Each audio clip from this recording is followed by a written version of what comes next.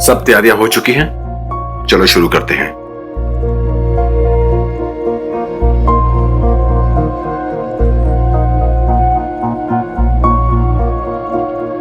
Sorry sir, थोड़ा late हो गया। रोहित मल्होत्रा की रिपोर्ट आ गई है? हाँ सर, आ गई है। तुमने देखा? हाँ सर, रिपोर्ट्स में ब्रेन ट्यूमर आया है।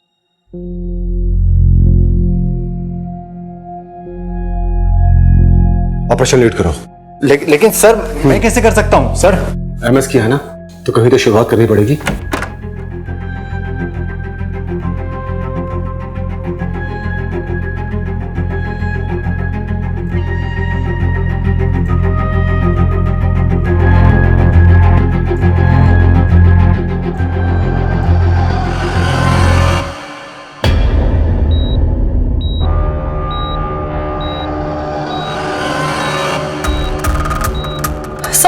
सब पल्स गिर रहा है सर। हाँ, मैं कुछ करता हूँ।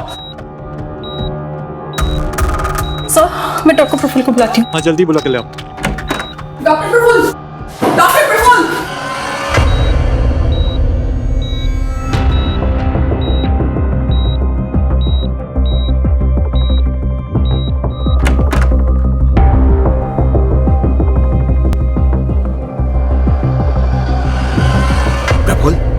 अचानक क्या हुआ? पहले बड़े साहब निकल गए, उसके बाद सिस्टर निकल गई, फिर आप। क्या हुआ, क्या है? बच्चे बच नहीं पाए। क्या? आप लोग कहाँ जा रहे हैं?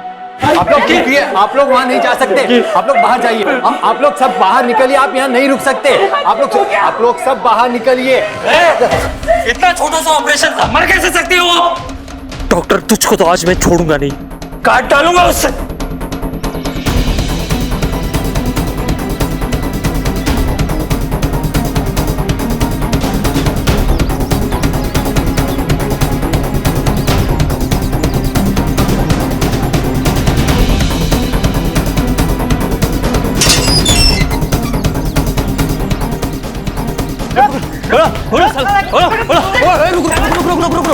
अबे पागल है क्या? देख नहीं रहा किसका घर है? अंदर जाएंगे तो फंस जाएंगे। गुड्डे की पहुंच बहुत ऊपर तक है। तो क्या हुआ? इतना डर क्यों रहे हैं? घुस के खींच लाते ना उसको। देख, तुझे जाना है तो जा, हम लोग रिस्क नहीं लेंगे। अरे यार, पैसे कैसे मिलेंगे? चल, बाद में आते हैं। अरे रुक विजय, बाहर आ, नहीं तो दरवाजे तोड़ के अंदर आ जाएंगे।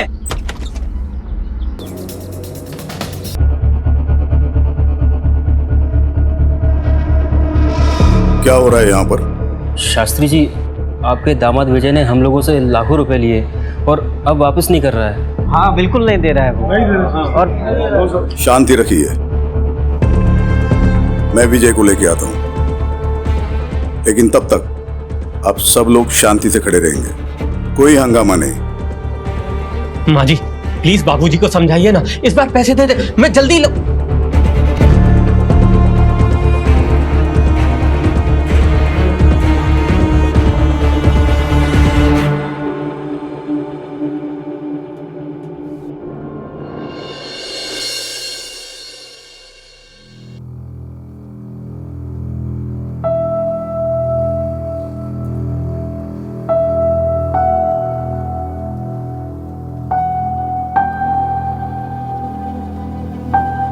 हेलो, केशव शास्त्री बोल रहा हूँ। आप यहाँ हमारे घर आ जाइए तुरंत। बाबूजी, बाबूजी, मैं आपका दामाद हूं, आप ऐसा नहीं कर सकते। ये लोग मुझे मार देंगे। आपकी बेटी भी।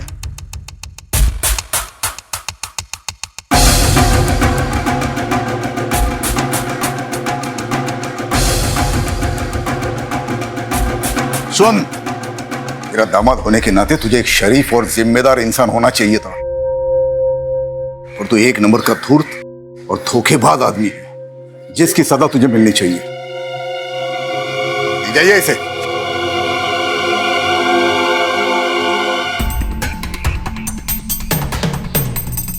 मैं चाहता हूं कि आप सभी को न्याय मिले, और जिस किसी को भी मेरे दामाद विजय से प्रॉब्लम है, वो बिना कानून अपने हाथ में लिए पुलिस की मदद ले ले, वरना वो भी मेरी नजर में उतना ही गुनहगार होगा जितना कि विजय।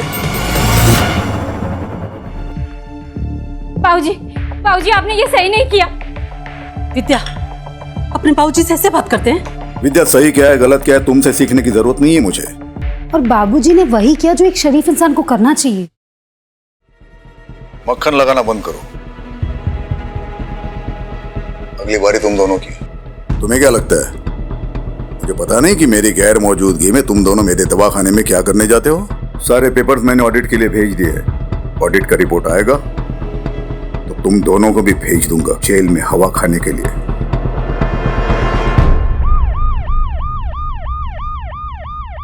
सर मैंने ही आपको कॉल किया था, प्लीज। डॉक्टर सेठ, आपने कहा था कि एक पेशेंट की डेथ हुई है। हाँ सर, पेशेंट की बॉडी तक उठा कर ले गए और रिलेटिव्स के सर पर तो खून सवार था। मैं बहुत डर गया था, इसीलिए फिर आप लोगों को फोन किया। ऑपरेशन आप ही कर रहे थे? नहीं मतलब लेकिन यहाँ सर्जन तो डॉक्टर प्रफुल्ल है ना? मेन सर्जन तो डॉक्टर प्रफुल्ल ही हैं। 10 साल से मैं यहाँ नर्स का काम कर रही हूँ, लेकिन इससे पहले उन्हें ऑपरेशन छोड़ के इस तरह से जाते हुए कभी नहीं देखा मैंने। तो आज क्या हुआ था? रिपोर्ट सुनते ही वो ऑपरेशन डॉक्टर सेठ के हाथ में सौंप कर निकल गए और डॉक्टर सेठ नर्वस हो। वो पेशेंट जिसकी रिपोर्ट के बारे में डॉक्टर प्रफुल्ल पूछ रहे थे, वो कौन है? उनका नाम रोहित मल्होत्रा है। डॉक्टर प्रफुल्ल ने मुझे उनका ब्लड टेस्ट करवाने के लिए दिया था। ब्लड टेस्ट की रिपोर्ट में उन्हें ब्रेन ट्यूमर निकला। इसे सुनते ही डॉक्टर प्रफुल्ल अचानक से यहाँ से निकल गए। रोहित मल्होत्रा डॉक्टर प्रफुल्ल का कोई खास है? पता नहीं सर।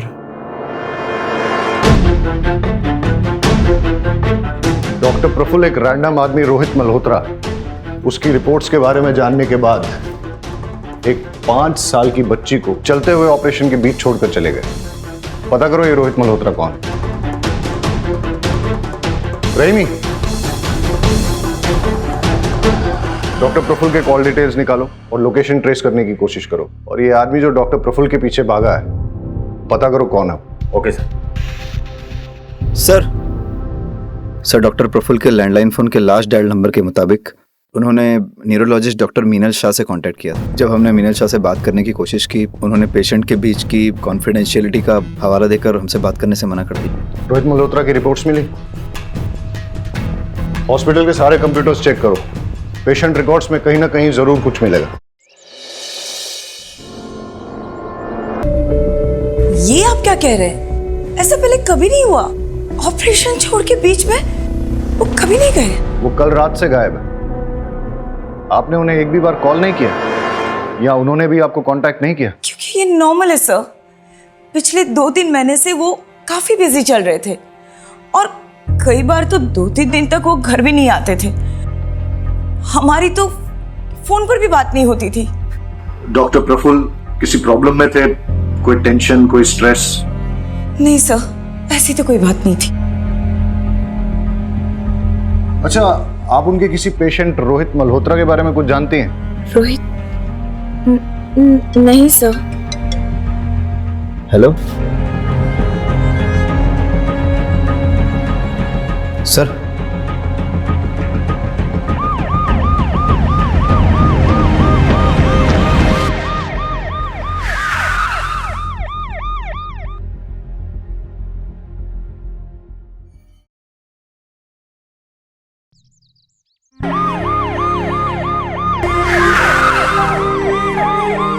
ये सब धरना कर रहे हैं। जब तक आप लोग डॉक्टर प्रफुल्ल को गिरफ्तार नहीं कर लेते, तब तक हम लोग ना यहाँ से जाएंगे और ना पिंकी का अंतिम संस्कार करेंगे। न्याय तब मिलेगा जब डॉक्टर प्रफुल्ल मिलेंगे। अभी तो उनका पता ही नहीं है। पुलिस ढूंढ रही है उन्हें। वो जैसे ही हमें मिल जाते हैं, हम उनके खिलाफ मेडिकल नेग्लिजेंस का केस चलाएंगे। लेकिन गलती पिंकी के मामा मंगू की भी है। हॉस्पिटल में तोड़फोड़ करने का इल्जाम है उस पर, और अगर गलती से उसने डॉक्टर प्रफुल्ल के साथ कुछ उल्टा सीधा किया ना, तो बहुत बुरा फंसेगा। इसलिए आप हमें बता दीजिए कि मंगू कहाँ है? मुझे नहीं पता। देखिए, आप मेरी बात सुनिए और समझने की कोशिश कीजिए। हम उसकी बॉडी का पोस्टमार्टम करवाएंगे, जिससे कि डॉक्टर प्रफुल्ल के खिलाफ केस और स्ट्रांग हो जाए। पिंकी को न्याय ऐसे मिलेगा, इस तरह धरना देने से नहीं।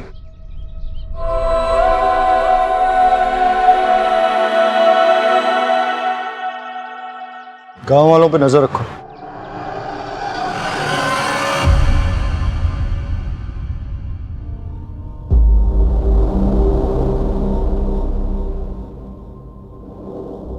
परेश जी शास्त्री जी। मैं घर जा रहा हूँ, तू भी सब निपट के जल्दी घर जाना। कल सुबह की ट्रेन है, मेरी याद है ना?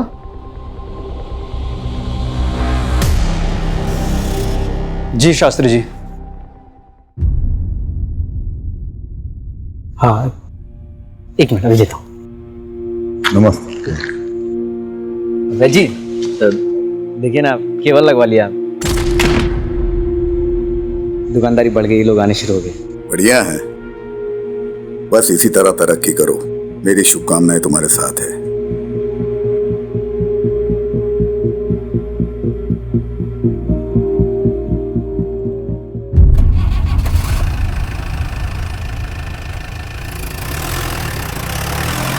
अरे चमन, शास्त्री जी को मक्खन लगानी बहुत आदत है तुझे? गिफ्ट लेने का ज्यादा शौक है क्या तुझे? क्या परेश भाई, चलिए ना आपको एक स्पेशल चाय पिलाता हूँ। स्पेशल चाय पिलाता हूँ, खुद भी ले। क्या परेश भाई आप भी। कुछ बोलोगे तुम? मुझे बहुत डर लग रहा है। तू टेंशन मत ले, सब संभाल लिया मैंने। कल अपनी जिंदगी बदलने वाली है। सच्ची?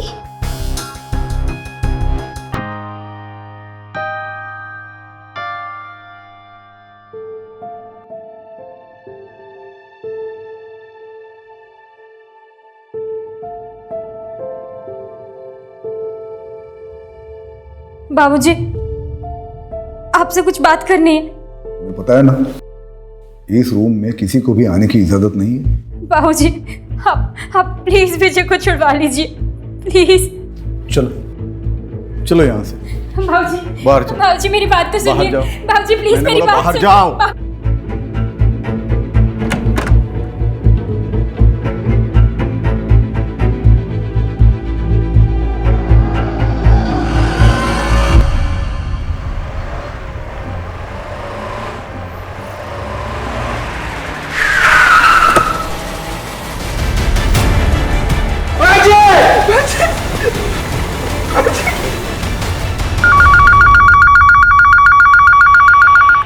हेलो सर, एक कटा हुआ हाथ मिला है। क्या? कहाँ?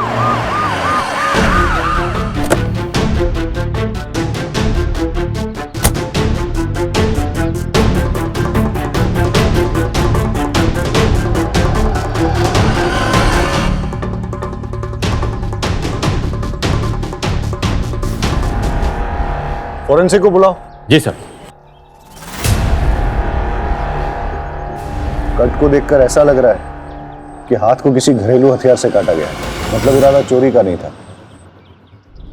सब नाखून उखाड़े गए, मतलब टॉर्चर। लगता नहीं है यहाँ कोई सीसीटीवी मिलेगा। इन लोगों से पूछताछ करो, देखो कुछ और इंफॉर्मेशन मिलती है क्या। कब देखा ये? बहुत सारे चील कौवे उड़ रहे थे और आके देखा तो हमने पुलिस को फोन लगाया। तुम लोगों ने कुछ ऐसा देखा जो बहुत अजीब हो? नहीं सर, किसी को आते जाते कुछ फेंकते हुए? नहीं सर। आसपास के सारे पुलिस स्टेशंस और हॉस्पिटल्स में पता करो कि किसी की कोई मिसिंग रिपोर्ट है क्या, या किसी ऐसे आदमी की इंफॉर्मेशन जिसका हाथ कटा हो या फिर हाथ इंजर्ड।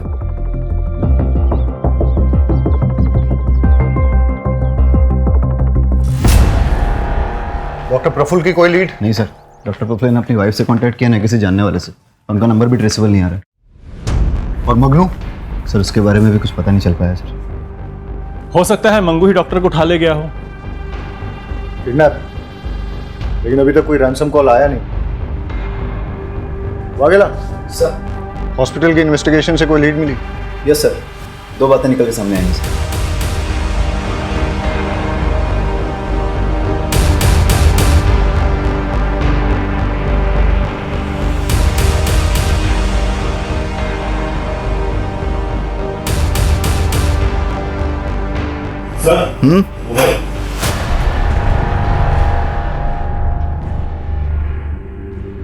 डेटा निकाला इसका?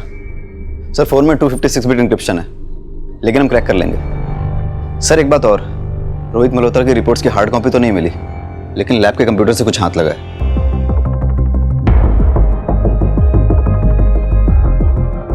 इसकी मुझे हार्ड कॉपी मिल सकती है? जी सर। सर रोहित मल्होत्रा के ब्लड टेस्ट की पेमेंट खुद डॉक्टर प्रफुल्ल ने की थी। वो भी अपने डेबिट कार्ड से। और सर रिपोर्ट्स में रोहित मल्होत्रा की पर्सनल डिटेल्स, उसका एड्रेस, उसका फ़ोन नंबर सारे फेक हैं। पेशेंट का नाम छुपाने के लिए इतनी मेहनत? सर हो सकता है रोहित डॉक्टर प्रफुल्ल का कोई करीबी हो, इसलिए उसकी रिपोर्ट के बारे में सुन के वो घबरा गया था। तो सर डॉक्टर प्रफुल्ल के मोबाइल में उसका नंबर सेव होना चाहिए। हो सकता है इस मोबाइल में सेव हो। लेकिन डॉक्टर प्रफुल्ल ने अभी तक अपनी वाइफ, दोस्तों या रिश्तेदारों को कांटेक्ट नहीं किया है। और उसकी वाइफ कह रही थी कि इससे पहले वो कभी भी ओटी से ऑपरेशन छोड़ के गए नहीं।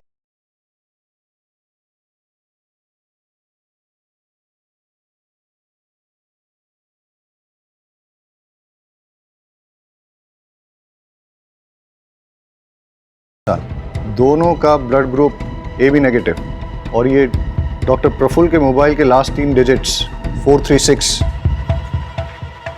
रोहित मल्होत्रा के मोबाइल के आखिरी 3 डिजिट 643। इतना बड़ा कोइंसिडेंस नहीं हो सकता।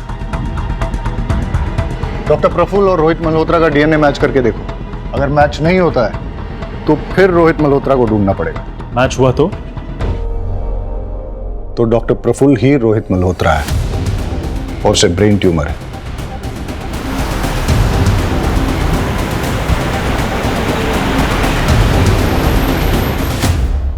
आपको पता है कि आपके पति को ब्रेन ट्यूमर है?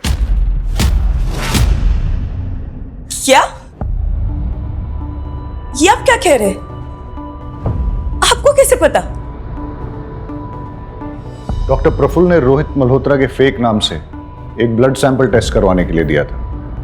वो ब्लड सैंपल डॉक्टर प्रफुल्ल के ब्लड से मैच होता है और इस टेस्ट की रिपोर्ट के अकॉर्डिंग रोहित मल्होत्रा यानी कि डॉक्टर प्रफुल्ल को ब्रेन ट्यूमर है।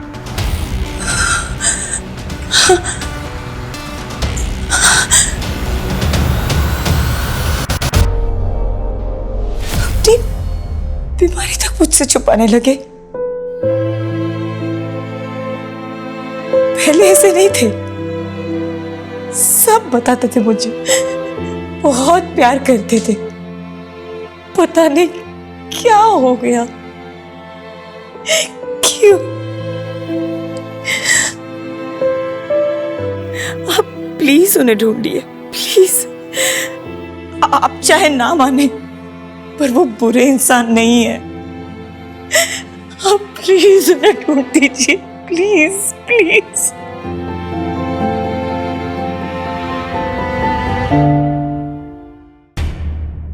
सर कटे हुए हाथ के फिंगरप्रिंट्स पुलिस डेटाबेस से मैच किए जा रहे हैं। हो सकता है हमारे रिकॉर्ड में से किसी के साथ इसका मैच हो जाए। और सर फॉरेंसिक की रिपोर्ट के मुताबिक हाथ कटने वाले आदमी की उम्र लगभग 60 साल की थी और जब उसका हाथ काटा गया तो वो जिंदा था। पर सर हो सकता है हाथ कट जाने के बाद ज़्यादा खून बह गया और पॉसिबली उसकी मौत हो गई हो। सर डिस्ट्रिक्ट पुलिस स्टेशन और हॉस्पिटल से भी किसी 60 साल के आदमी के गायब होने या हाथ कटे हुए इंजर्ड आदमी के बारे में नहीं पता चला है। लेकिन कटे हुए हाथ पे जो अंगूठी मिली है उस पर एक ज्वेलर का मार्क है। हम पता लगाने की कोशिश कर रहे हैं कि वो कौन से ज्वेलर का है।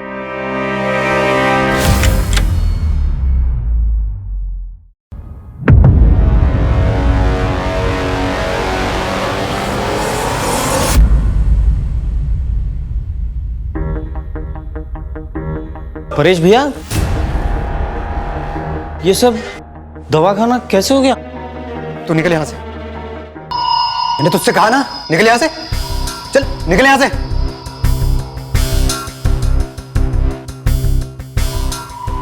कैश कितना था लॉकर में? पता नहीं, बाबूजी कभी किसी को बताते नहीं थे, काफी सीक्रेटिव थे बाबूजी। लॉकर की चाबी वैद्य के अलावा और किसके पास थी? हम में से तो किसी के पास नहीं थी, सिर्फ पापा के पास थी। उन्होंने परेश को दी हो तो पता नहीं। परेश पर बहुत भरोसा था उनको, उसी को मालूम होगा क्या हुआ, कैसे हुआ। आप नीचे, आप नीचे। अब सच बोल।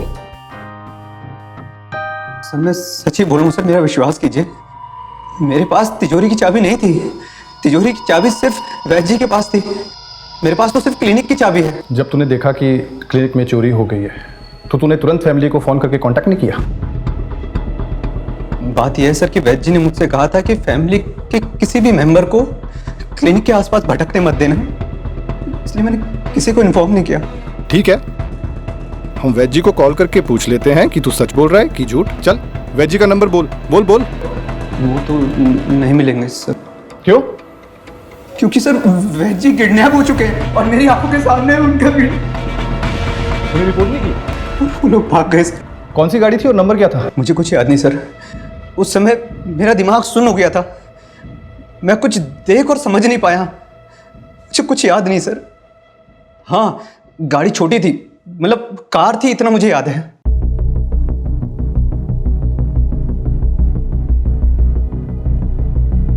शास्त्री जी का है?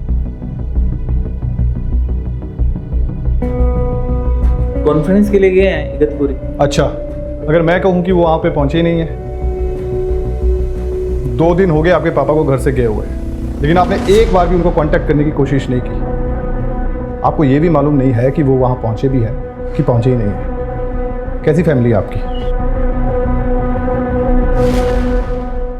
फिंगरप्रिंट्स हमारे डेटाबेस में किसी के साथ मैच हुए? नहीं सर, उस आदमी का कोई क्रिमिनल रिकॉर्ड नहीं है। Yes doctor. देखिए, हाथ जब हमने बरामद किया तब उसे कटे हुए 48 घंटे हो चुके थे। पहले सारी उंगलियों के नाखून उखाड़े गए, मतलब टॉर्चर। फिर हाथ काटा गया। हाथ काटते वक्त विक्टिम जिंदा था, लेकिन इस तरह हाथ काटने के बाद अगर ब्लीडिंग को ना रोका जाए तो अब तक शायद विक्टिम जिंदा ना बचा हो। गमछे में जो खून मिला है वो कटे हुए हाथ का ही है, लेकिन उस गमछे में जो एक बाल मिला है वो किसी और का, क्योंकि बाल का डीएनए खून से मैच नहीं हो रहा। और वो अंगूठी? उंगली में अंगूठी का कोई ऐसा निशान नहीं है जैसा कि अंगूठी पहनने वाले की उंगलियों में होता है, जिसका मतलब है कि हाथ कटने के बाद अंगूठी पहनाई गई हो। क्यों कोई किसी का हाथ काटकर उसमें अंगूठी पहनाकर फिर हाथ को फेंक देगा? क्या वजह हो सकती है? हो सकता है हमें कोई क्लू देने की कोशिश कर रहा हो, या क्रिमिनल हमें मिसलीड कर रहा है। यानी कि क्रिमिनल या तो निहायती बेवकूफ है या फिर बहुत ही डेयरिंग, जो हमें चैलेंज करने की कोशिश कर रहा है। लेकिन सर, पुलिस को कोई चैलेंज क्यों करेगा? होते हैं कुछ साइको ऐसे।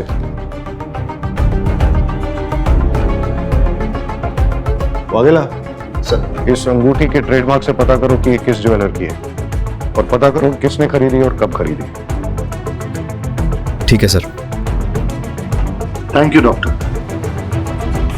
तो डॉक्टर प्रफुल्ल के कैबिन में मिला फोन डिक्रिप्ट हो गया है। हमें उसमें कुछ फोटोग्राफ्स और 10 फोन नंबर मिले हैं। उन नंबरों को नाम के साथ सेव नहीं किया गया है।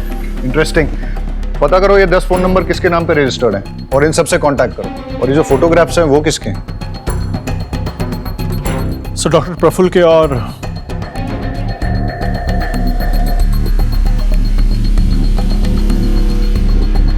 भी इंटरेस्टिंग। सर ज्वेलर का पता लग गया है। हमने पूछताछ की तो उसने बताया कि सीमा कपाड़िया नाम की औरत ने उस अंगूठी को खरीदा था। बुलाओ उसे। इस अंगूठी को पहचानती हैं आप? हाँ हाँ बिल्कुल, मैंने ही तो खरीदी थी ये बहुत टाइम पहले, लेकिन काफ़ी टाइम से ये मुझे मिल नहीं रही। आप लोगों को कहाँ से मिली है? डॉक्टर प्रफुल्ल पारिक को जानती हैं? नहीं तो मैं किसी डॉक्टर प्रफुल्ल को नहीं जानती। लेकिन ये फोटोज तो कुछ और ही बोल रही हैं।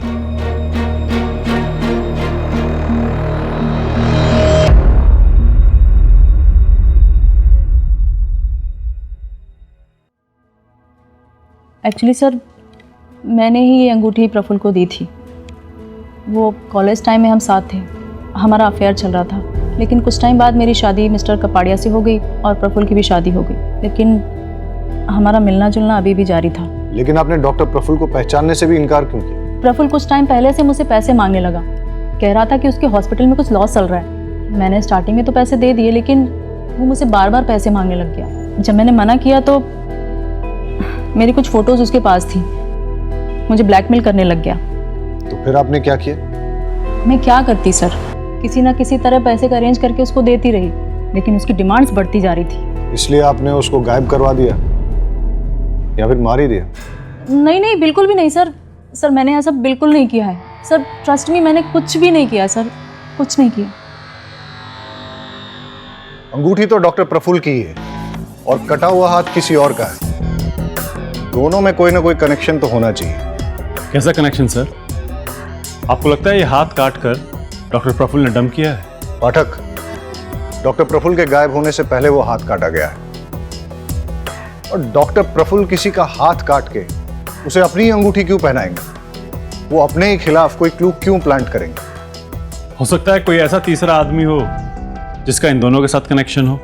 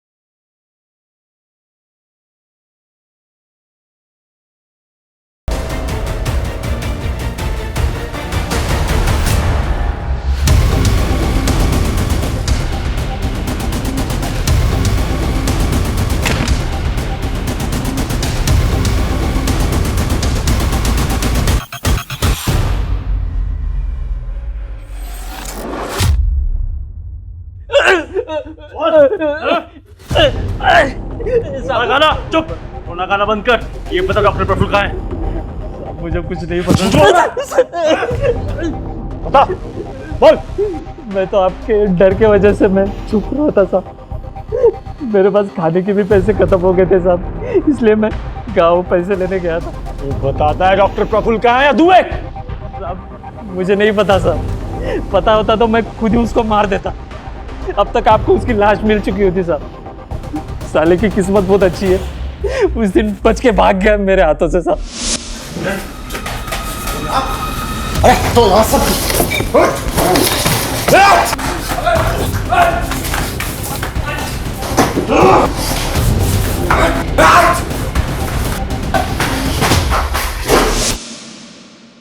झूठ बोल रहा है तू, क्योंकि जितनी चोट डॉक्टर प्रफुल्ल को लगी थी उस हिसाब से वो ज्यादा दूर तक भाग नहीं सकते थे। पक्का तेरे ही हाथ लगे होंगे। मैंने ढूंढा था साहब पर मिला नहीं मुझे वो। और आप मुझसे सवाल पूछ रहे? अरे उससे जाके पूछिए ना जिसके वजह से मेरी 5 साल की भांजी मर गई साहब।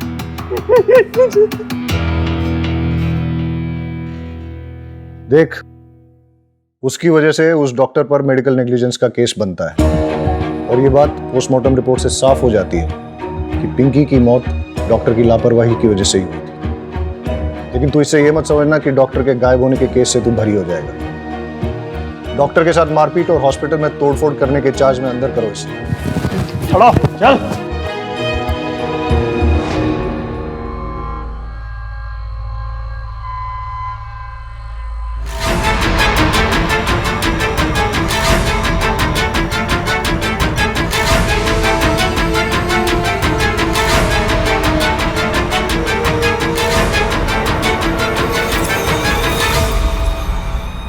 सही कहा था आपने कि वैद्य जी किसी को भी अपना लॉकर छूने नहीं देते, लेकिन हमें वहां पर एक और फिंगरप्रिंट मिले हैं और वो आपके हैं। मैंने कोई चोरी नहीं की है सर। माँ देखिए ना ये क्या कह रहे हैं, बताइए ने। हाँ माँ जी, उन्होंने कुछ नहीं किया है। मैंने कोई चोरी कुछ नहीं किया है सर। मैंने कुछ नहीं किया है तो फिर डर क्यों रहे हो? तलाशी लो। सर तलाशी किस बात की जब मैंने कुछ किया ही नहीं है।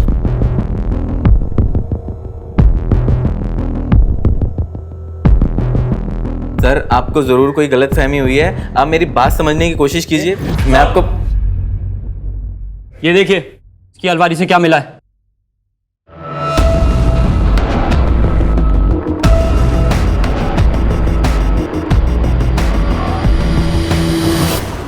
सर जो 10 फ़ोन नंबर प्रफुल्ल के सीक्रेट फ़ोन से मिले थे उन सब से कांटेक्ट किया। ज़्यादातर लोग बात नहीं करना चाहते, लेकिन जो सबसे फ्रीक्वेंट कॉलर मेहता है वो मिलने को तैयार है, उसे बुलाया है। चलो देखते हैं मेहता क्या कहता है। एक नंबर का फ्रॉड है सर। इलाज के नाम पर लाखों का चूना लगा दिया। पहले बोला कि मिरेकल ड्रग है, फिर जब कोई फायदा नहीं हुआ तो बोला कि एक्सपेरिमेंटल था। मिरेकल ड्रग, एक्सपेरिमेंटल, जरा खुल के बताइए कौन सा ड्रग और किस बीमारी का इलाज? सर मैं इम्पोर्टेंट हूं, नामर्दानगी का इलाज करा रहा था। सर मेहता और बाकी 9 लोग जिनके नंबर उस फोन में से मिले थे उनका कच्चा चिट्ठा निकालते हैं। हो सकता है इनमें से किसी ने डॉक्टर प्रफुल्ल से बदला लेना चाहा हो सकता है कि तुम्हारी थ्योरी सही हो, लेकिन ये एक इलीगल ड्रग ट्रायल है इसलिए सारे ट्रांजैक्शंस कैश में होंगे और सारी डीलिंग सीक्रेट होंगी। सर मिरेकल ड्रग वाली बात प्रफुल्ल और इन 10 लोगों के अलावा भी तो किसी को पता हो सकती है। हाँ, पर किसको?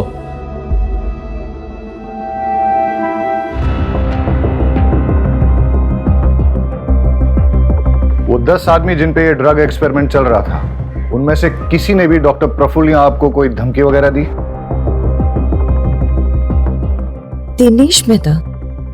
दिनेश मेहता नाम का एक आदमी कुछ दिन पहले घर आया था। आपको मेरी बात समझ में आ रही है नहीं आ रही है? देखिए मिस्टर मेहता, आप मुझे इस तरीके से धमका नहीं सकते। आपने कंसेंट लेटर साइन किया है, ये बात आप भूलिए मत मिस्टर मेहता। फिर आप भी मत भूलिए कि इलीगल कामों में कंसेंट लेटर नहीं चलता। अब आपकी गर्दन मेरे हाथों में, मुझे मेरा पैसा वापस करिए वरना अंजाम भुगतने के लिए तैयार हो जाओ।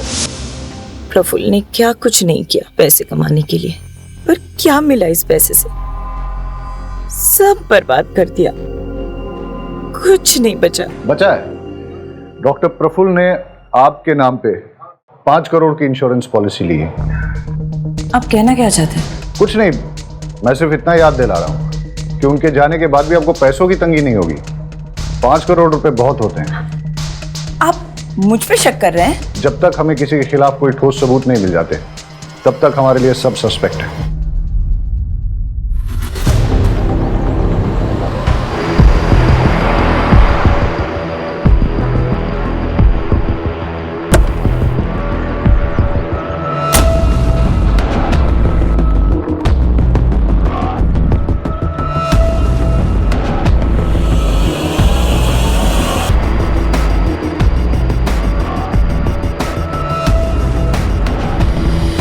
सर मुझे तो ये कटे हुए हाथ वाले केस का पार्ट लग रहा है। देखिए ना, इस पैर को ऐसी जगह डंप किया है जहाँ पे आसपास सीसीटीवी कैमरा होना मुश्किल है।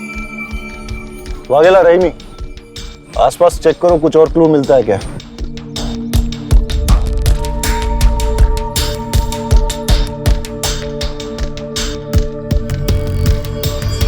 पैर को काटने से पहले टॉर्चर किया गया है, लेकिन इस बार डिफरेंस सिर्फ इतना है कि पैर को किसी प्रोफेशनल तरीके से काटा गया है, जैसे कि किसी सर्जिकल इंस्ट्रूमेंट से।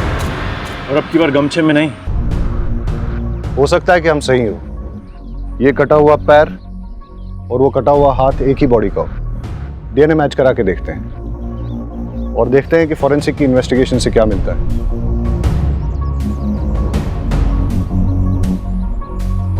लगता है एक स्टेट वाइड अलर्ट जारी करवाना पड़ेगा किसी 60 साल के आदमी की मिसिंग के लिए। सर खंबात पुलिस स्टेशन से एक अलर्ट आया है। सर वहाँ की पुलिस एक 60 साल के मिसिंग आदमी को ढूंढ रही है। उन्हें एक 60 साल के आदमी का कटा हुआ हाथ और पैर भी मिला है। फॉर्म कांटेक्ट करो। Okay sir. आप हमें केशव शास्त्री का डीएनए सैंपल भेज दीजिए। हम कटे हुए हाथ और पैर के डीएनए से मैच करके देखते हैं और आपको अपडेट करते हैं।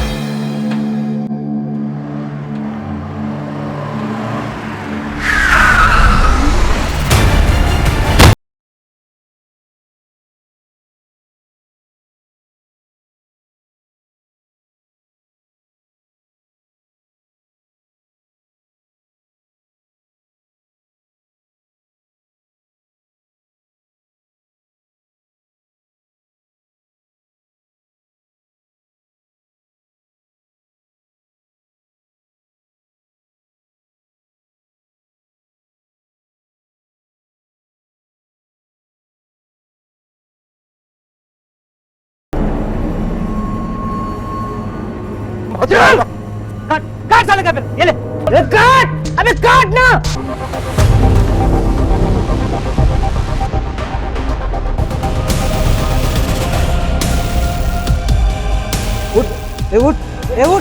उठ इधर देख। हाँ, अंगूठी भेजेगा पुलिस को, बहुत शानपति दिखाता है।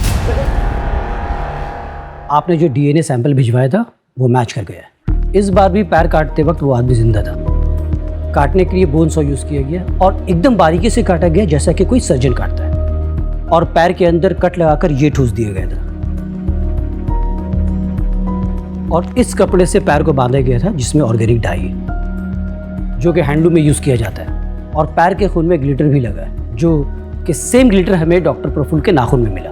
मतलब डॉक्टर प्रफुल्ल और शास्त्री जी जिनका कि हाथ और पैर काटा गया, इन दोनों को एक ही जगह रखा गया था और वहीं से डॉक्टर प्रफुल्ल हमें कोई क्लू भेजने की कोशिश कर रहे थे। Okay doctor, thank you. Okay bye.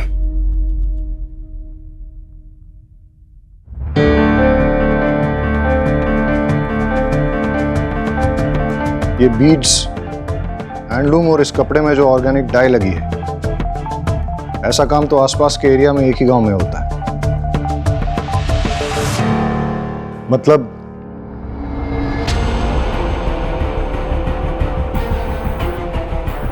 Inspector Shekhar. Yes sir. मैंने आपको यहाँ इसलिए बुलाया है क्योंकि हमें विक्टिम की लोकेशन का पता चल गया। आप लोग भी चलिए हमारे साथ। सर।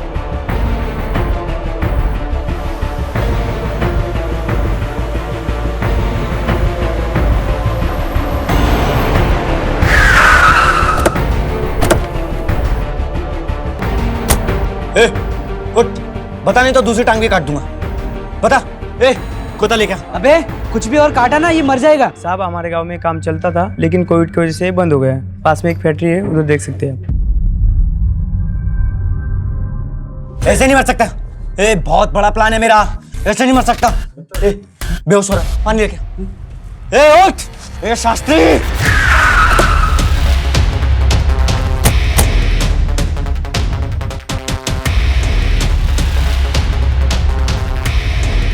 शास्त्री भाई ये मर जाएगा, अबे छोड़। चल हम निकलते हैं। नहीं हा? नहीं नहीं छोड़ उसको।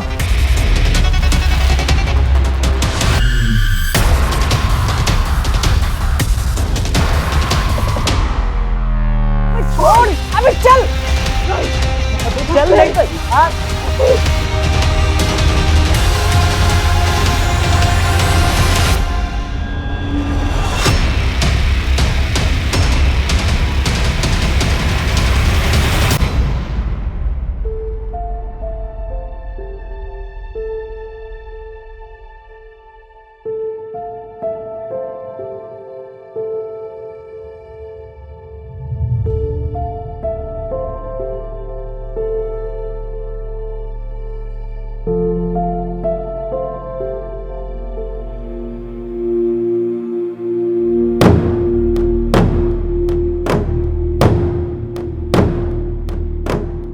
यही वो किताब है ना जिसके पीछे तुम लोग पढ़े थे।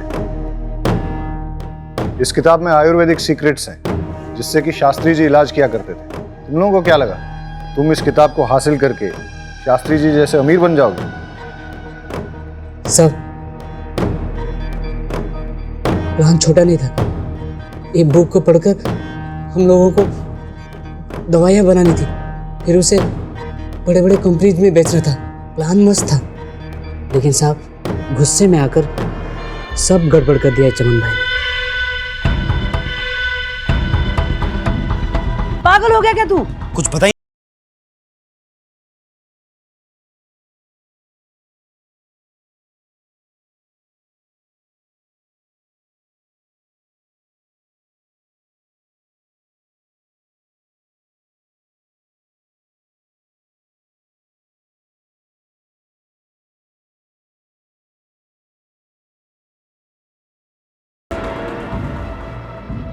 लेकिन साहब वो डॉक्टर भी निकम्मा निकला।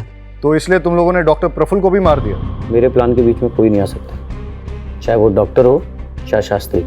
मैं दवाई बना के बेच कर रहा हूँ। सर लगता है पागल हो गया है।